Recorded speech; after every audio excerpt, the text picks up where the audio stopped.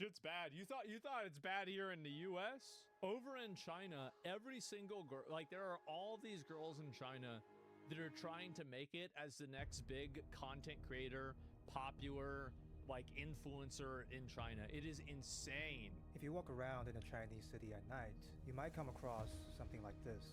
Rows of people, mostly young and attractive, sitting or standing on the streets in front of rows of phones and ring lights. Oh my god.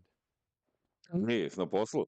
Singing and A ja talking sam and What the sometimes fuck? Znaš dancing. na poslu They look kog like đavla. streamers, but they also look Evo homeless. lako, i ovo Indeed, they posao do da gather mogu ja around svi ovako. places where homeless people tend to be. On the sidewalks, Joj, inside ej, This is jesi like, probao so skinuti ovu if igricu you na telefon replace dok this čekaš na microphone poslu? with a syringe, that would basically Mora be isto. San Francisco. Probaj. Boki je danas probao, ali nije nije mi se javio kako je završilo. Kaže, trebaš, Jo, preko možeš da se skloniš. Možeš da se valjda sklopiš na Steam account i da ti samo nastaviš igrati. It's ridiculous. I onda kad uđem tamo, bude tamo, kad uđem vamo, bude vamo. Valjda, zato pitam, jesi probao? A mislim, ne pitam ja jesi ti probao, nego vjerujem da nisi, nego da probaš sada.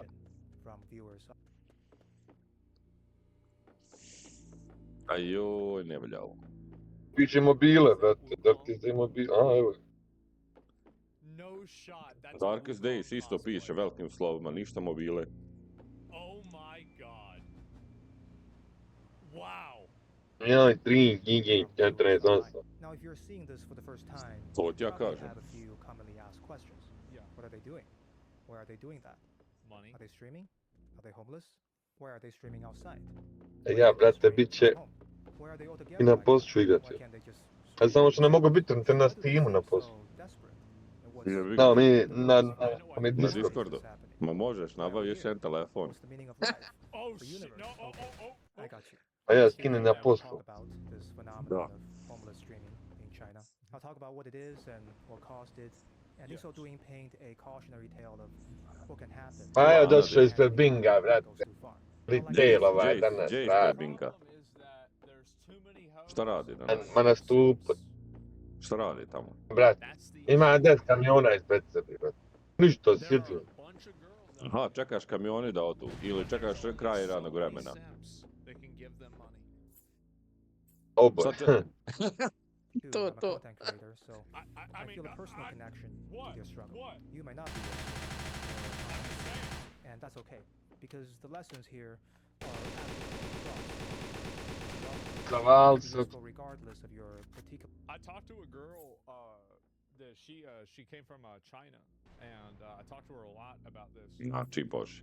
Ništa, evo taman sam došao na bossa. Western streamers and these streamer girls in the West are catty. 12:40 počinje. Evo čovjek nam je bacio dimne bombe.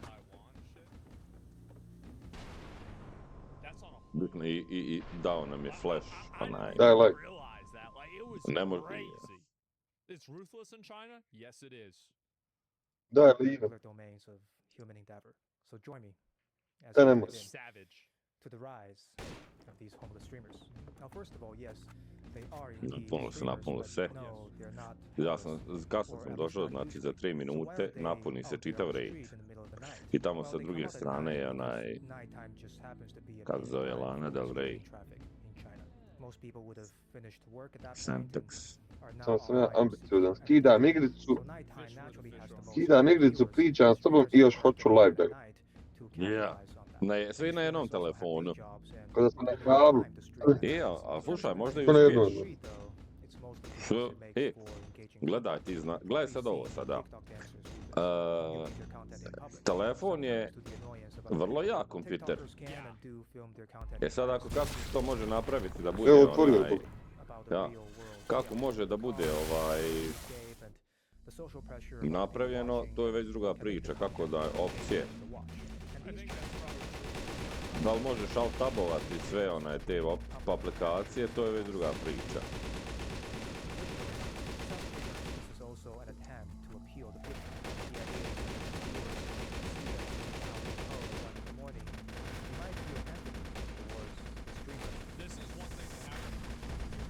Jebemo.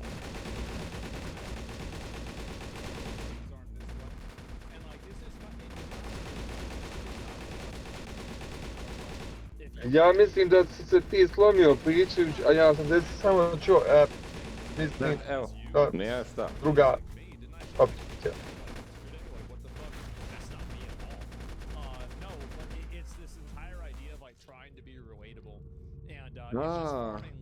Revive. Ništa, ubi me ovaj. The result become nicer to them and go into the screen more often. Now I acknowledge that this looks kind of insane. In fact, when I first started researching this, I contacted a few people in China to Pa malo štek. Malo.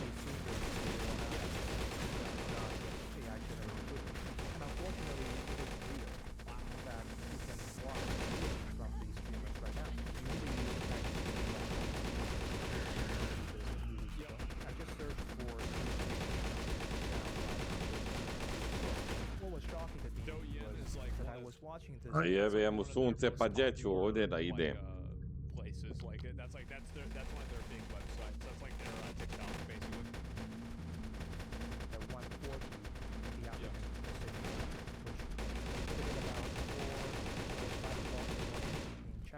So this poor girl was on the street and screaming for the 40 people who were watching the stream. The question is,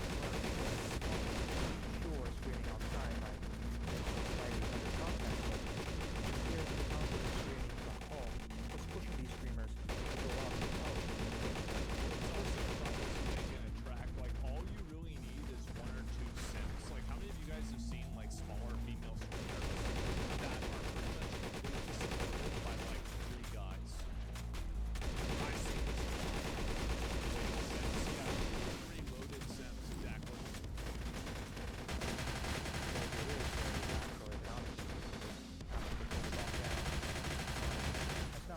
Ljubav ide ovdje crvene fleke. Ajde, puni, što je zašao.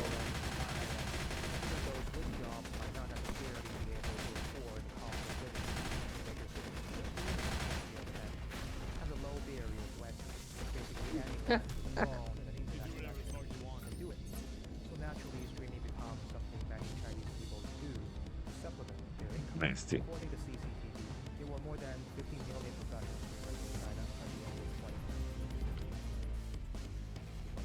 That means roughly 1 in every 100 people in China were streamers. In other words, the streaming industry has become incredibly competitive. It's therefore a necessity for streamers to go the extra mile, to stand out in a sea of people making similar content if they want to make money. In my opinion, like this is just the way I think about it, is that I think they go about it the wrong way. They're not thinking about it the right way.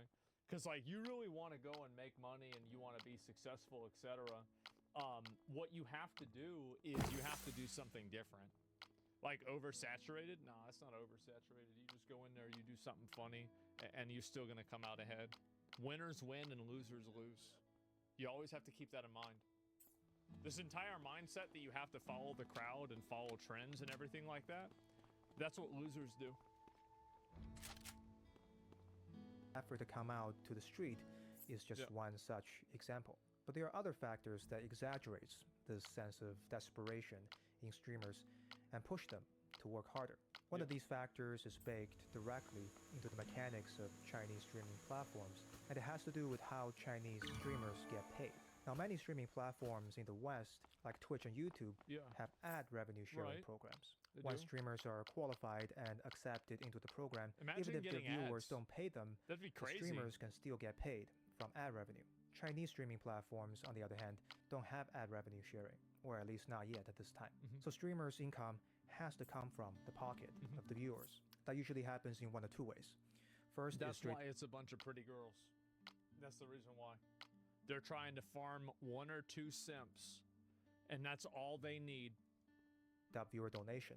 Viewers can tip the streamers directly through these virtual gifts. Makeup, this is one of the most common ways for street streamers to monetize. The second way is live commerce, and this is basically infomercial but on streams. Streamers would talk about the product, and there will be a button at the bottom of the screen for viewers to buy.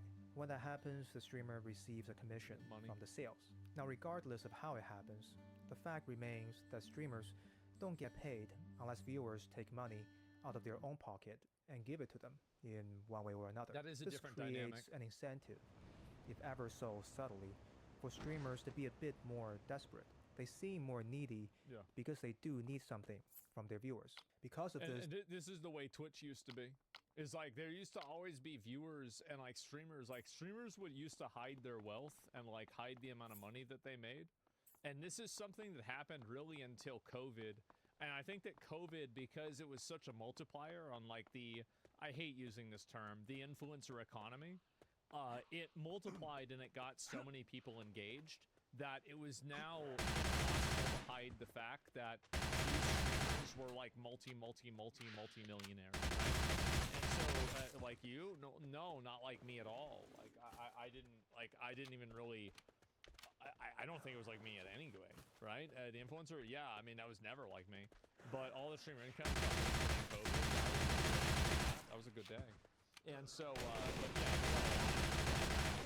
And so then, like, that was the disillusionment.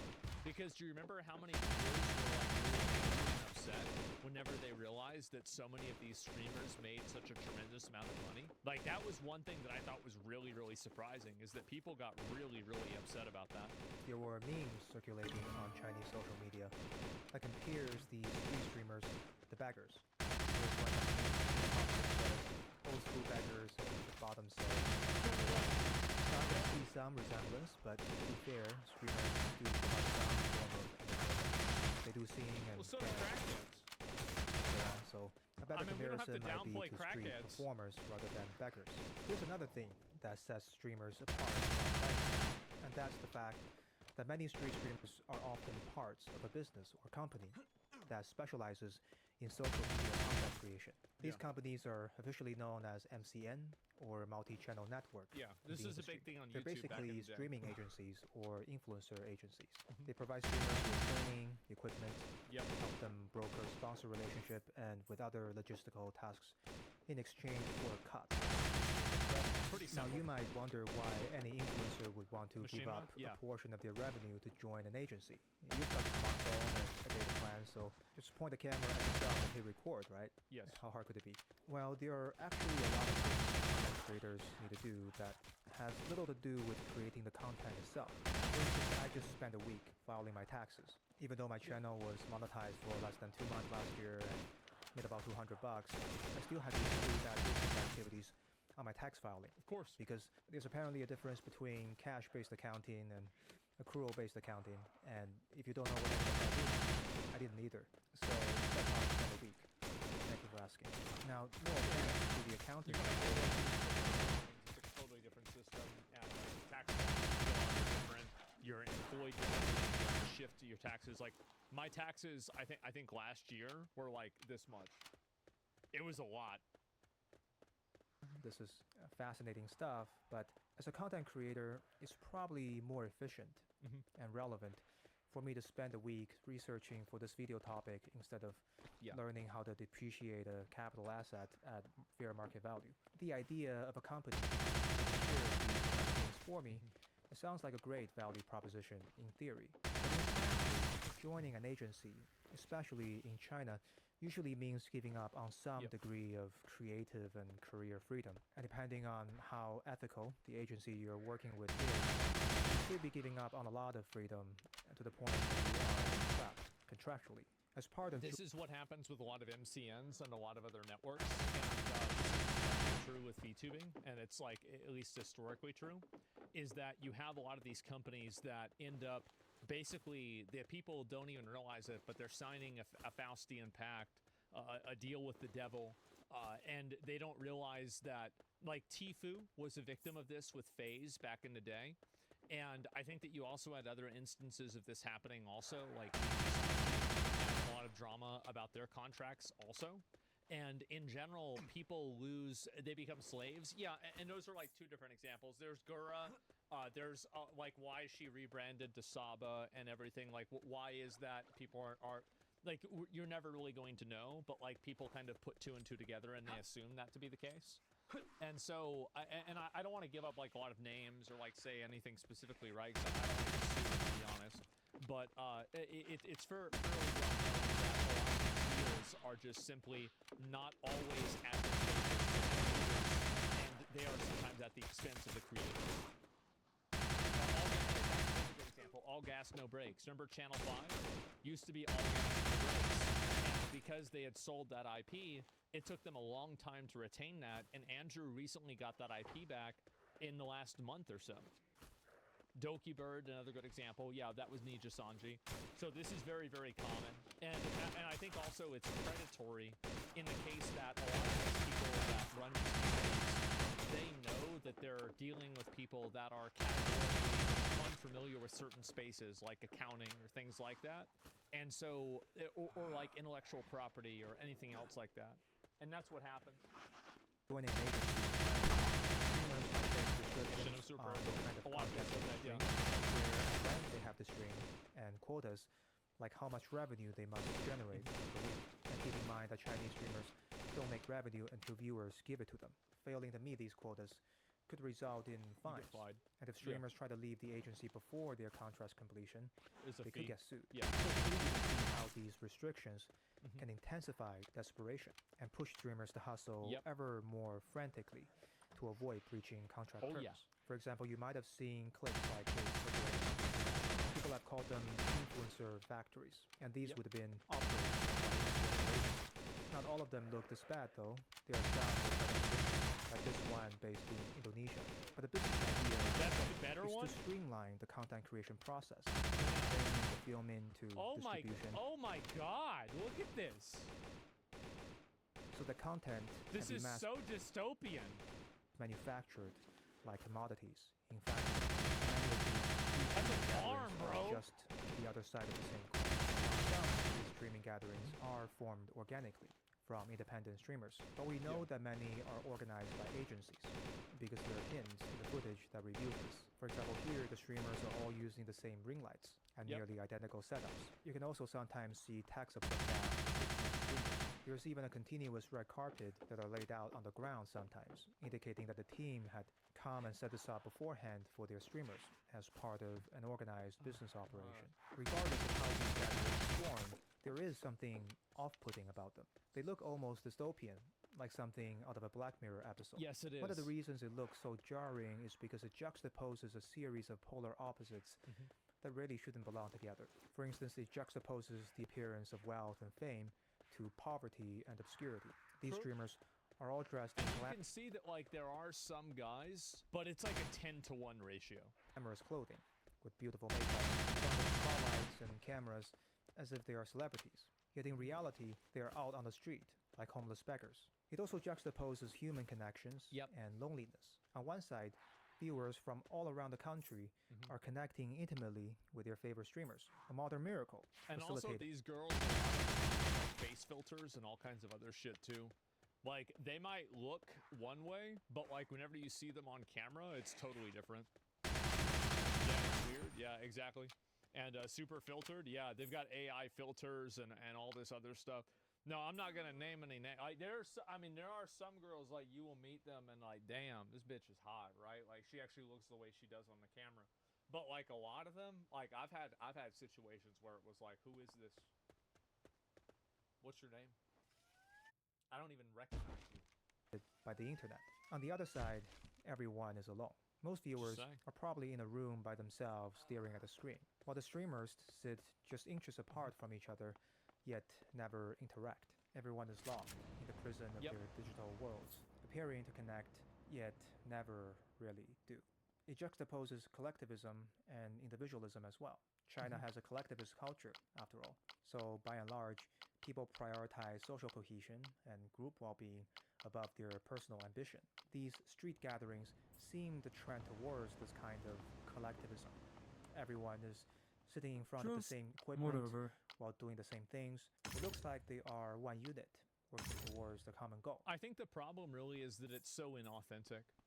Like, why would somebody watch or, like, get attached to this whenever they realize that it's, like, you know, are you going to get attached to, like, you know, the dairy cow number 943 on the farm?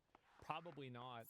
And so I think a lot of these people, they go into it, and this is the reason why, is that my understanding is that China has, like, another similar problem that we have, where a lot of people have unemployment, it's hard to get a job, and you have to believe in China.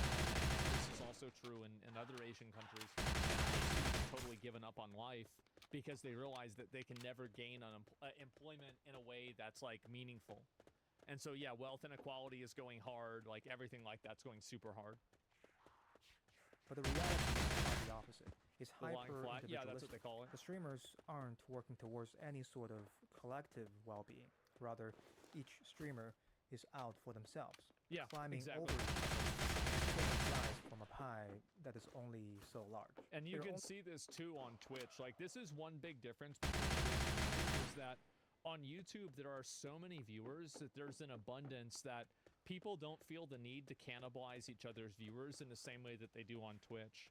But on Twitch there's a lot more competitiveness because the market is more limited and discoverability is based off of popularity. So for example, like if I look at like my stream right now, where is it? Let me see, I can just pull this up on Twitch. If I look at it, it is beneficial for me and I gain a passive advantage right now because we have the top stream on the entire platform. This is a big thing. And so there's a snowball effect that continues to should be a max 10K viewership. Well, what I'm saying is that the more people come in and the more people watch, the more you get discovered. So it just builds on itself and on itself and on itself. So yeah. It's also in real time. Yeah, definitely. So many viewers on the platform that and so that increases the amount of competitive behavior. Chinese streamers global time zones. Yeah, but do you think like they're still fighting for the same simps? You realize there's only like maybe a handful of simps in China that are willing to give some random pretty girl $1,000. So they're all fighting over that same guy that wants to give a pretty girl $1,000. That's it. Only so much budget. For one streamer to gain a viewer's attention and tip is for another to lose it. And this some competition leads to the last juxtaposition, the appearance, the individuality, and its complete erasure. The point of streaming is supposed to be genuine connection. It's a platform for streamers to show their authentic personality and uniqueness for their fans to connect with. And each streamer here appears to try to do that. They're all dressed up, enthusiastic, and entertaining. But in reality, they've lost their individuality in their very attempt to show it. The reality is that they're all doing the same thing around the same gears. This process of mass production of content has turned content creation into a commodity, and each streamer is but one of many identical cogs in the content creation machine that churns out the same sort of... This is the same problem that we have here in the West. There's a lot of streamers, like if you scroll down and 70 viewers, you're gonna see a lot of the same person. And it's the same thing as like ASMR streamers or anything else. Like they're all basically doing the same thing, because this is one other big issue that happens with streaming, is that because it's such a zero-sum environment, people try to copy each other and do the same thing better rather than take risks with more avant-garde content, because of the nature of the fact that popularity equals discoverability, and discoverability equals popularity. So you always are focused on farming numbers. You're always focused on doing things that are kind of already successes rather than anything else. Variety's where it's at. Yeah, so that's what I'm saying. MP4 files onto the influencer factory conveyor belt. Now, what's happened to the Chinese content creation industry is something I'll call that is not a real word, but to refer to this process of transforming otherwise creative zero-sum hustle. Content creation was a cool thing. It was a venue for creatives to share their work, and people who resonated with them could start following them. It was sort of amateur on the ground, and Asian parents had yet to agree that it was a real job. And then people started noticing how much money was in it and began applying. There was enough financial reward there for some people to be willing to go to the extreme to win. Next thing you know... like I've had a lot of people tell me, like they see like the fact that like my stream does well and they're like, oh man, maybe I should stream too. I always tell people, like, if you want to go and start streaming, go ahead and try it, right? I mean, Like, you might as well. I mean, if you think that you can do a good job, like I thought I could do a good job, and I did. And so, like, there are going to be other people that do that too. But it is pretty hard to do that. And I think also the big issue is that a lot of the people that are successful do things that a lot of people that want to be streamers don't want to do. Like, for example, I'm live every single day. I cover topics that I think are interesting to me, but I also focus on doing things that are interesting to my audience too. I try to follow trends. I try to listen to what people are saying, and I try to be entertaining all the time. I don't just simply turn on the camera and start playing a video game. Other people do that, and that generally has a lower rate of success. So really, when you want to succeed in something, you have to exceed your competition, and you have to do something in a way that's more compelling or interesting than other people. And so he said not to follow trends 10 minutes ago. Well, and that's the thing, is that a stupid person would say that, like, oh, but I said don't follow trends, but now you're saying do follow trends. Whatever. A stupid person wouldn't be able to understand that distinction, but a person who will be successful will. And so that's not really my fault, that's yours.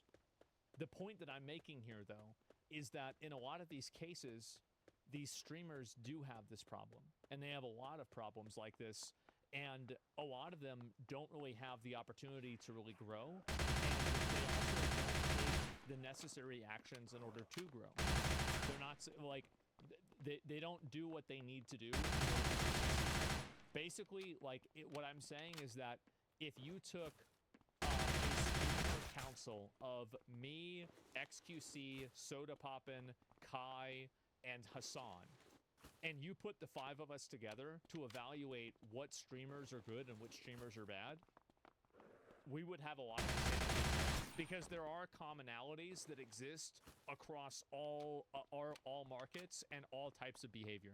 I'm just telling you, like, that's it. Lost Me at Hassan. You might not like Hassan, but it's undeniable that Hassan has built himself a large audience, and he's successful at streaming. He is. And he does a lot of the same things that I do because I see him do it. You might not notice it, but I do. The whole endeavor became a zero-sum rat race, something that isn't so different from the traditional rat race, like working at a bad office job with an exploitative employer. So you can sit and do streaming work the same way you sit in the office cubicle and do paperwork. Just a different flavor of soul-sucking, but your soul is getting sucked either way. This doesn't just happen in Chinese content creation, of course. In the West, for instance, you can find courses online that teach you how to churn out basically garbage content quickly, or even in an automated fashion, so that you can extract easy and fast income, or even passive income. That's what people try and do all the time. And this is like with repurposing and reposting clips. Yeah, absolutely. Yeah, it's extremely, extremely common. And like what I'm saying is, like, a lot of the people that are bad streamers, the reason why isn't some sort of abstract luck reason. It's actually extremely defined and very easy to identify. Successful. Limited to the content creation industry either. That representation can and has happened to many industries. But personally, as a content creator, it is a shame for me to see the representation of my industry in real time and its effect on people. Since I started making content, I've made many YouTuber friends who have since quit making videos. Many of them have come to content creation with one expectation, and when that expectation is met, they soon burnt out. Now, this is just a personal theory of mine. Happens to a lot of streamers too. It's super common. But I think the rat race is important to some degree. I believe that it's possible to not participate in the rat race, even with being with rat racifying in real time. In other words, just because other people in my industry are rat racing out of control doesn't necessarily mean that I have to. I'm not giving. That's true. I think that you have a lot of streamers that exist outside of that spectrum. I think one guy who's a great example of that is Northern Lion. Like, he does follow trends to an extent, but he's not constantly trying to collab with every new streamer and do all this other new stuff. He kind of just stays in his own lane and does his own thing. And I think that if you want to build a long-term level of success, Forsen's another one who does that as well. Lyric is another one. You don't have to, but Lyric obviously, and all of these guys will capitalize on trends sometimes. Like, you know, Forsen, if there's a new game that has open game like Atlas, you can guarantee Forsen will be playing that probably on the first day. New, you know, video game that comes out that's like a single player game, you can guarantee Lyric will probably be playing that on the first day. If there's a new fighting game that comes out, Max is going to be playing it.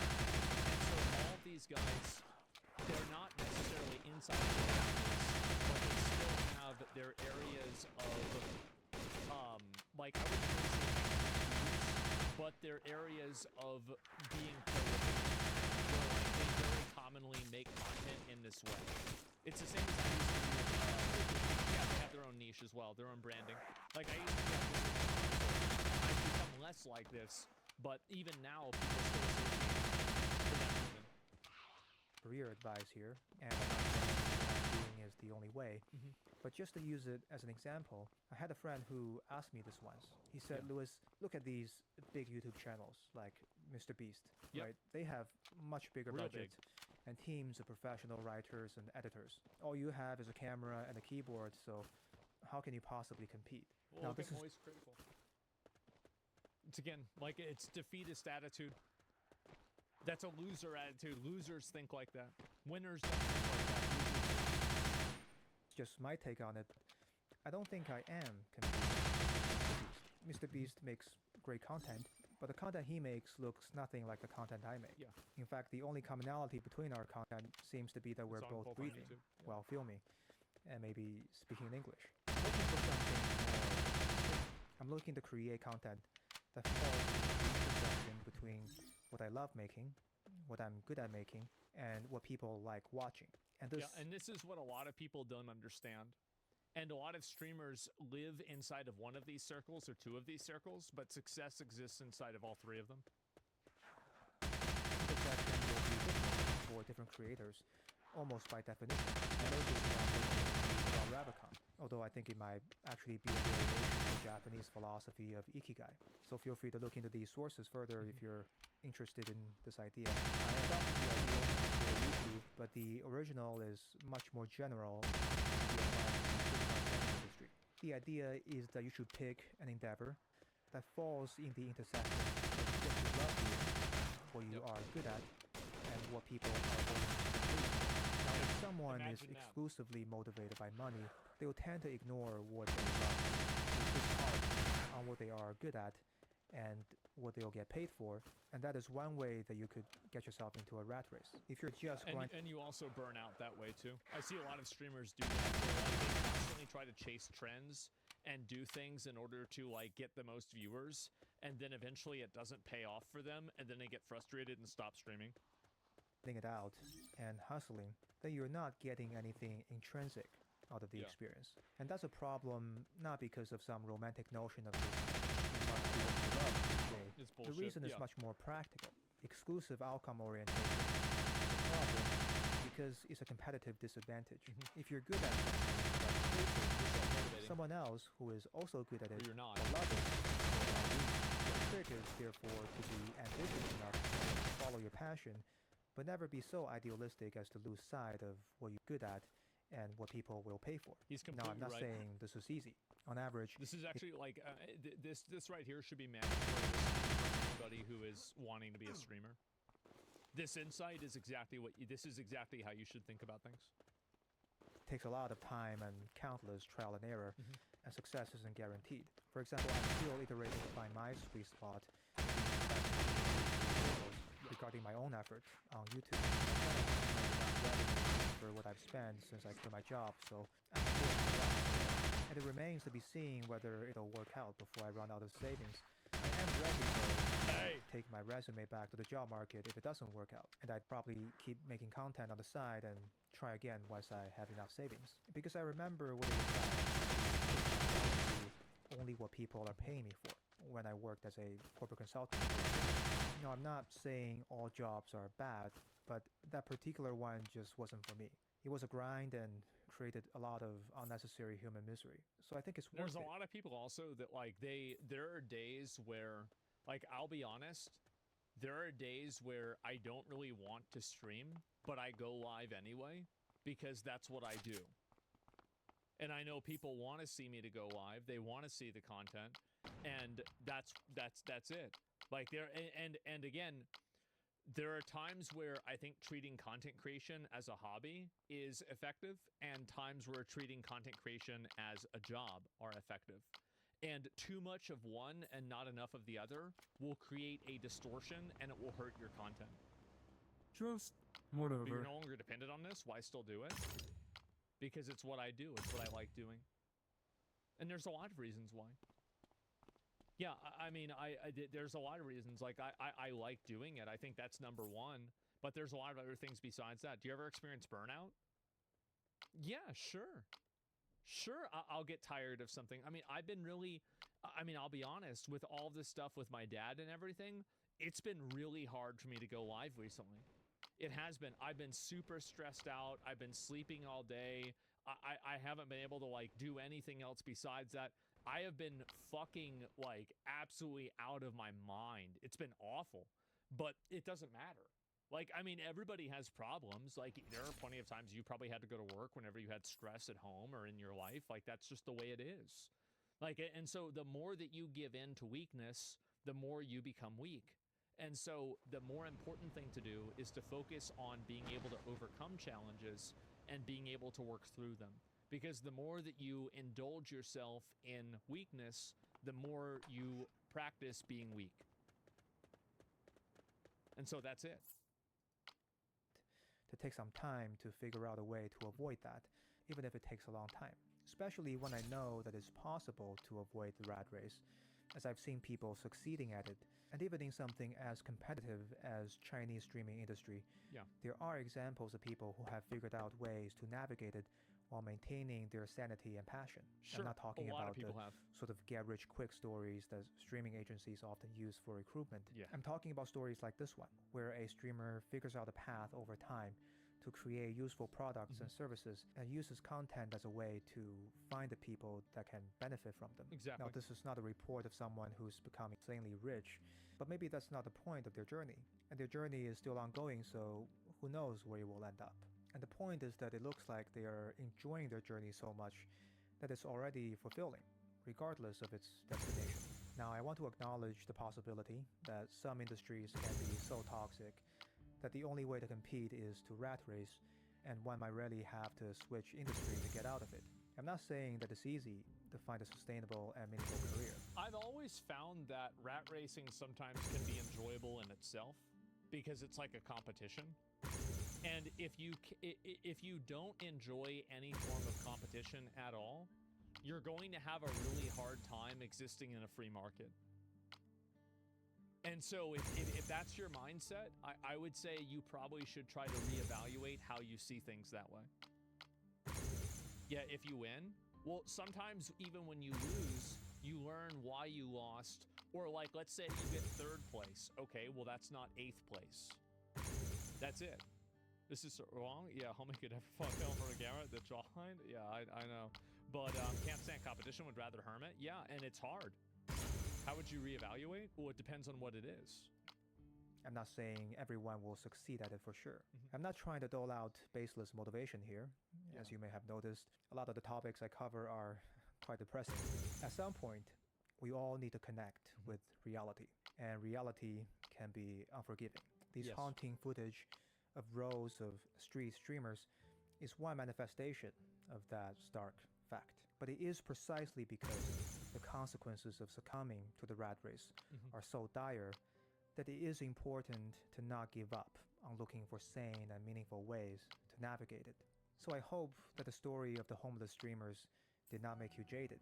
It's I hope it crazy, instead isn't serves you as a reminder to tread mindfully on your journey to find meaningful work, so that there might be a source of sanity, at least from your corner of the universe. The world seems to need that right now, so thank you for your efforts, and best of luck. This is a really good video. I do. I think this is a very, very good video. And especially the ending of it. I mean, I think the ending of it, the beginning was very informative for like streamers in China, but like the ending definitely is like more of a content creator focused thing. And it can be applied to a lot of other ways of looking at things too. Yeah, I really like this guy. He's only got 20,000 subs. Louis Zhao. I'll give him a like, give him a sub. I'm gonna link you guys his channel here. And yeah, I mean, this video he did, I guess he put it out 2 months ago, has like 300k views. It was really, really well designed. It's about to take off. I mean, I hope so. I hope to see that. And that's it, man. He makes good strategies. Yeah, it's smart. And there's a lot of streamers too that you know, they do things for money. You're not dependent on streaming daily, so do what's in your best interest, and that means you're competing for the top YouTube spot. Not streaming daily works for that. Well, I mean, if I want to be more popular on YouTube, the main thing that I should do is stream less.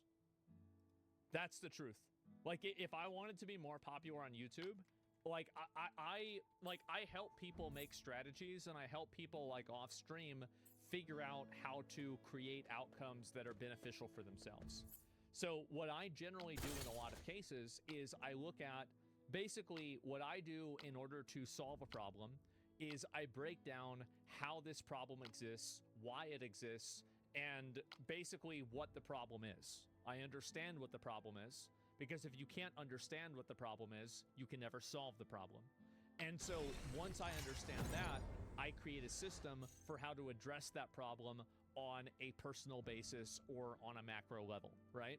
And so whether that is playing a video game, farming an item, streaming, or I don't know, like doing something like making a garden, you have to understand a process and then deconstruct the process and then figure out how to take advantage of that process and then look at what other people do that are successful. Like for me personally, when I first started making content, this may come as a big surprise.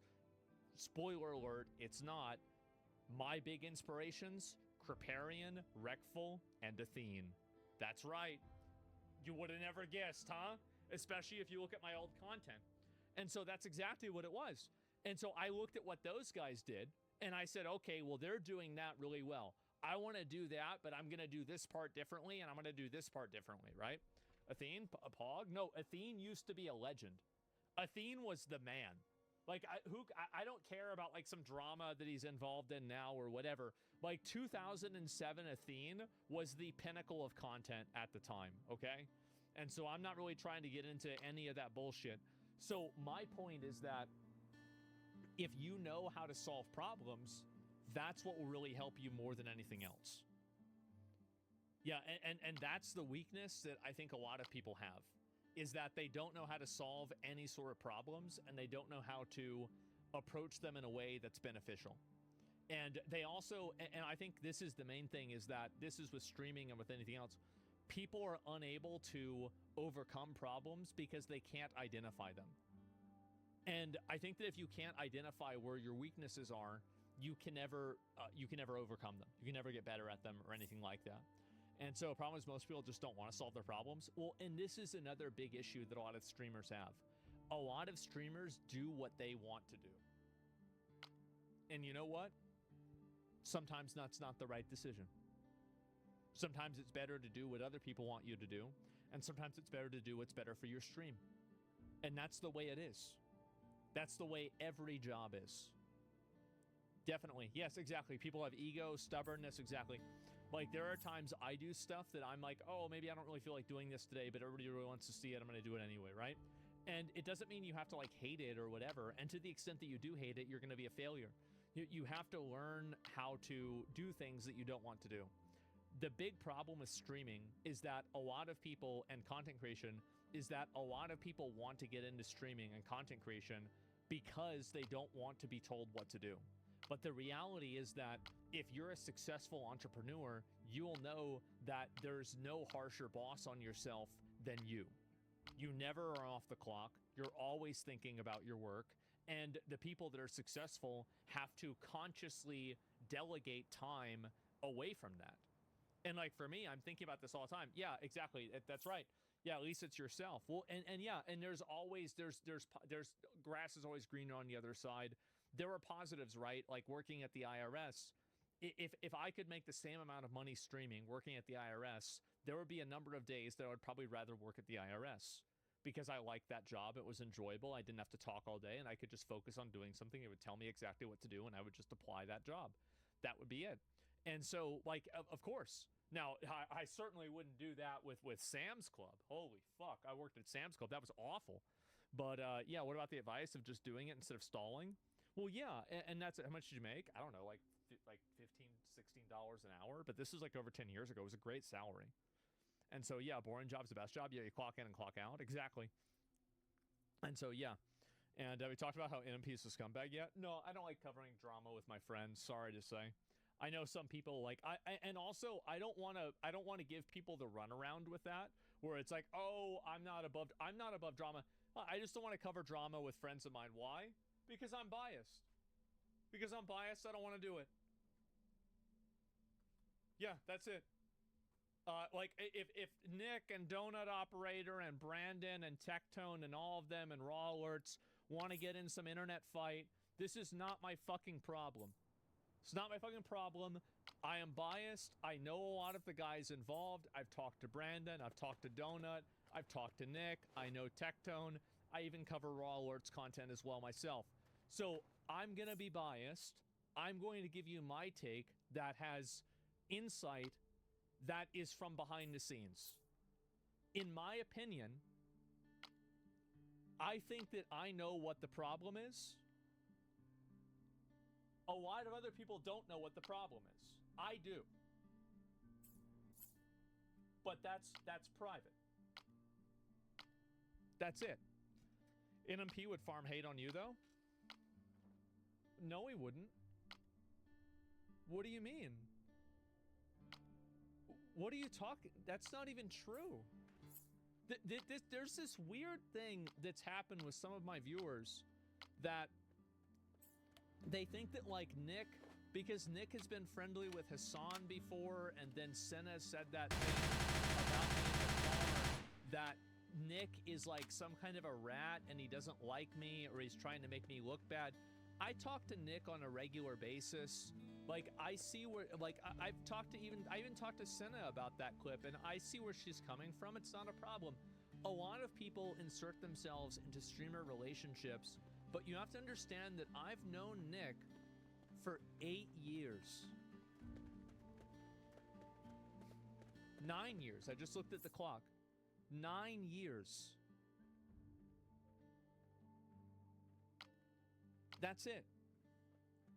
People think Yeet posting NMP is him farming you. I don't know what he's. I don't know. But either way, that's it. Da vidimo. Same thing. Yeah, exactly. Jesti. So our friends none of my business. Yeah. Morao So, sam sve pogasati da se prije. what was your first meeting with Nick? Through like, well, I met him in like WoW, but like IRL with like training. Moram da ti kažem, nešto sam dobio fino. Back in the day. Dobio film. Da. Fino. So yeah, that's the way I feel about it, and I just don't like commenting on drama with nije to taj. friends of mine, and that's just it. I just Nije fino. Evo ga, Darkest I Day! didn't even see that. I'm gonna be honest. I didn't see Kako da that. spojim I sad don't sa know about that. I have tim? no idea. But I know a lot of people want Nešto to ubacim come in and odmah. talk about all that stuff, Ne znam ja, etc. nisam ni probao to, ti probaj. It's just total, like, not something that I want to deal with. You're biased, so any take from you would seem disingenuous. Exactly. So, like, if and that's the problem, is I've realized this about myself, is that this is something that I think people like Nisam gledao, bet. should realize. Ima film. Sometimes you can be right. Kome, znaš koliko ti treba da se skine igrica? Sat, 20 minuta. Have every bit of Trebalo evidence in na your telefon. mind. It can be proven. Everybody knows that this is Yeah. like this is true, right, in your mind. But people Kako je to will prevar? not. Dobro, možda što sam ja, mi je 4G. I am past the point in my life of trying to make people see it. Ne znam. 4G, bro. Prebaci se na 5G. That's it. And so if I realize defending A Pirate, nemamo još I'm not 5G. defending Pirate again. If anything, I'm criticizing Pirate. I'm saying that he doesn't realize that. Ja ne kontam, ne znam stvarno, znači, nije smisla. And he can explain Da, dobio certain sam novu things. pušku. There are a lot of people that even if he proves them wrong 100% will still say that he's wrong. It doesn't matter. And so when I see something like that on Su the djeluju kvoti I ili, realize mislim, when to cut za my raz... losses. I say, okay, I What? get A it. nije, All ona right, je that's otišla u your Sand look. Creek. That's I it. ona ide u Sand Creek. Yeah, you're saying right? Yeah. Aha. You can show a graph right in front of them, they won't care. Yep, there Pa it ona je is. film što nismo And pogledali na that was true. početku, ja I mislim da ga niko always nije assume pogledao. someone's guilty the moment they're Nije mi accused. ni And aktiviralo so ga na what's something početku you da tell ga yourself in gledam, your ja sam 20s? htio... Man. What the fuck? Vidi nišana. Wow. Holy shit. Brush your teeth? Oh no, bro. They were cooked for like 23 Da po lice i da izbacimo ovu Like, robu. I had my first Ajde teeth, bar, my još first riješi to tooth pa pulled ideš Dobro. kući pa ćemo onda whenever I was lagano. like 23 years old. It might have been 22. It was 22 or 23. So yeah, bro, they were cooked all the way back then. So, I wouldn't really change a whole lot if I could go back. Better go back when you have your energy your 20s. I feel like in general, I feel pretty energetic even now, right? I mean, I don't have any problems at all. So yeah, it's not that big of a deal. Pores get teeth pulled instead of root canals. True. Exactly. Wow, I'm the same age as you, and a 17-year-old girl was helping me at work. Twice her age. Rough. Yeah. Yeah, it's a lot, bro. Like, that's just a lot. Like, I think about that. Like, that's like, what the fuck, bro? Like, what is going on? Yeah, that's a whole lot. That's rough, buddy. I know. You're not that old. Come on. Not even the golden years? Yeah, sure. And would you tell yourself to play more single-player games? No, I wouldn't tell myself. I would say, keep doing it. Yep, just keep doing it. I don't really, I feel like in my life, I don't really have a lot of regrets. I have no regrets in my life, really, that I can think of. There are, like, minor things, like, oh, I wish I had done this differently or whatever. But in a general sense, I don't have any regrets. I don't... If I could go back in time, I wouldn't really change a lot of, like, pivotal moments in my life or anything else. It's just, I think it's just, that's like a buying Bitcoin early is my only regret. If I bought Bitcoin early and I ended up with like $600 worth of Bitcoin, then who knows in my life, and I might not have ever received anything else that was challenging or meaningful. So, like, I mean, I don't even think about it in that way. It's just, it's silly. You would have sold way before now. Maybe I would have, maybe not. I don't know. But either way, that's it. No, why torture your brain over that? Yeah, I never think about any of that stuff at all. Wouldn't it become a streamer? Maybe not. Yeah, I don't know. There's a butterfly effect? Yeah, I mean, I remember watching that movie growing up, and I always thought about it from that perspective, too. You're definitely right. Let's see here, but I'll talk about this. Would you have tried to get your mom healthier? No, it's because that's not what she wanted. She was an adult. She's going to do what she wants to do. If she wants to smoke cigarettes, eat Taco Bell, drink Pepsi all of her life, that's her life. She's going to do that. She's entitled to that. And also, I tried to help, but that's it. That's the way that she wanted to live. That's it. Like, I mean, again, like, respect. Yes, you cannot save a person from themselves. You cannot make a person care about the things that you care about. You can't make people see things in the way that you see things. It's totally it's so unhealthy to do that. You can't control a person? No, you can't. You cannot do it. And yeah, that's the way I see it. Anyway, you can't change old people? Yeah, exactly. No, I don't regret anything, and I wouldn't change anything if I could go back.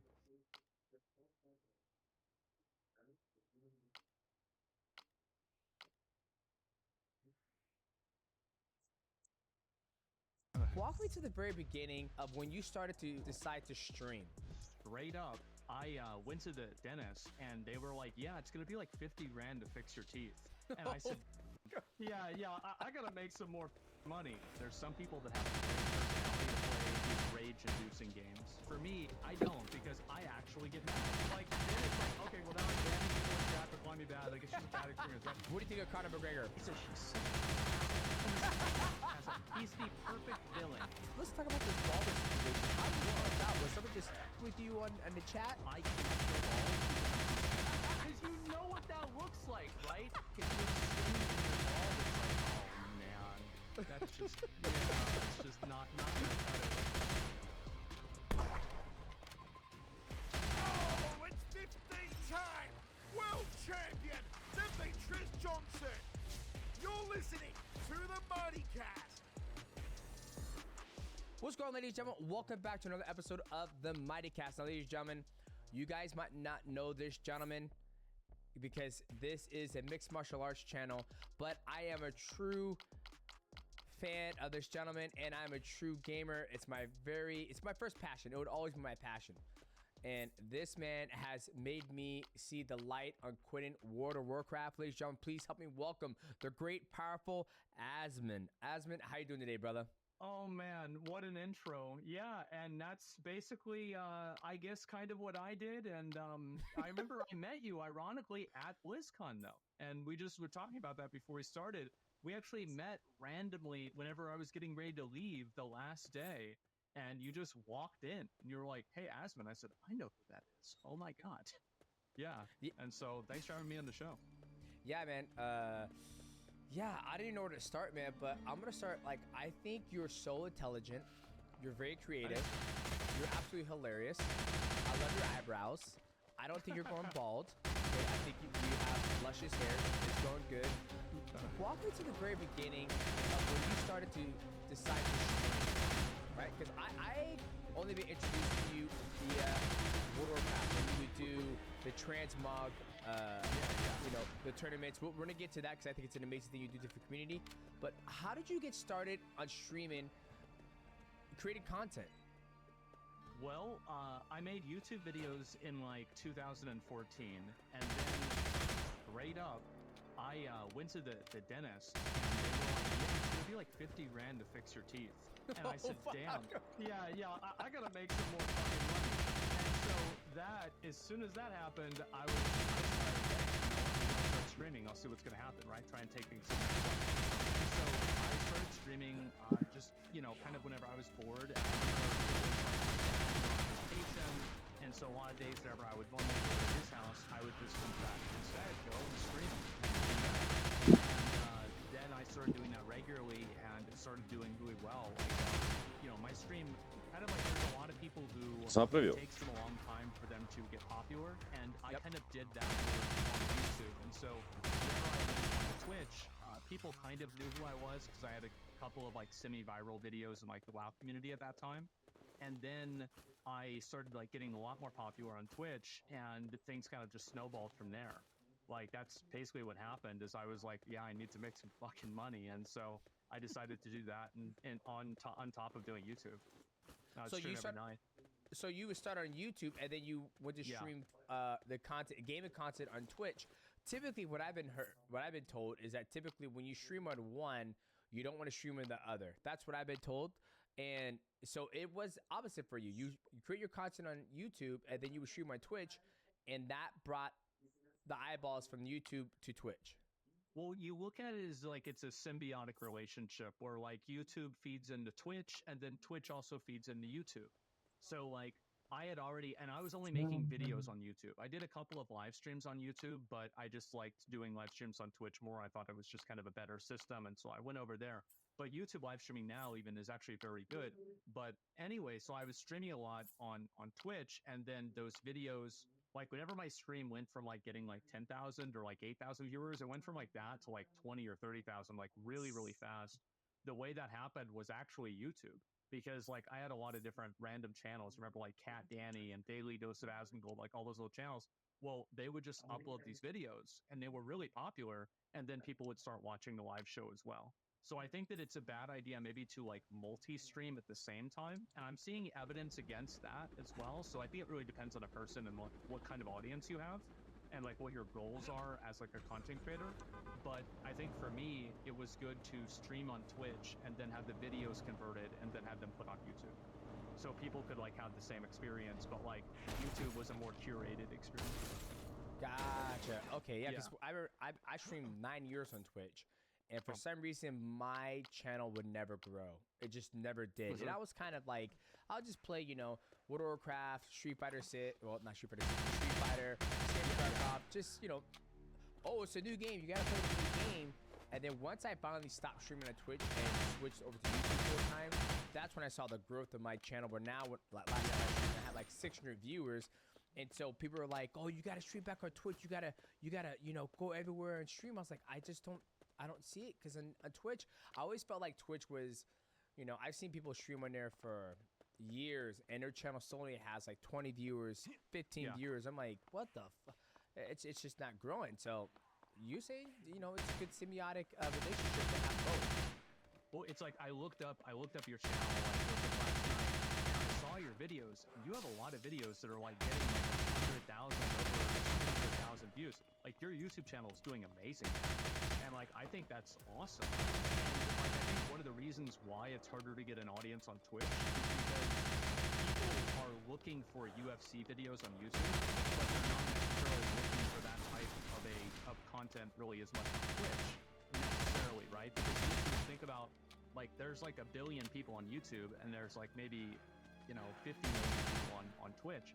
So it's just such a more small and narrow audience. So, and also you think about the way that like streams are aggregated, and like you look on your phone, you look on your desktop, streams are generally aggregated based off of viewer count.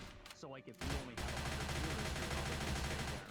But if you get a lot of viewers, you're probably going to go up. So it's like a snowball situation where it's like whenever you win, you keep winning, but whenever you're losing, you lose even more. So that's what ends up happening, and it's kind of a bad thing about the website, to be honest with you. I don't know how Twitch can really solve this problem, but I do think it is a problem. Gotcha. When you say you keep on winning, you're winning, and you keep on losing, like, fuck, man, it's like back in Vegas at the craps table. So they're like, I'm trying to win, I'm winning. Well, that's the way people feel, right? And like streaming is like that because it's so random. It's like, oh, I wonder if today it's going to be good. And you have like, you know, especially for like smaller content creators that don't really have any other form of income or anything. Like there's also like literal gambling. I hope somebody donates $50 today, right? And like, so yeah, I mean, but it is that simple, right? And there it is. And so, yeah, it's a crazy reward structure. And, you know, a lot of people get really attached to it. But my best advice for anybody is to not try to build a brand on Twitch. Try to build it.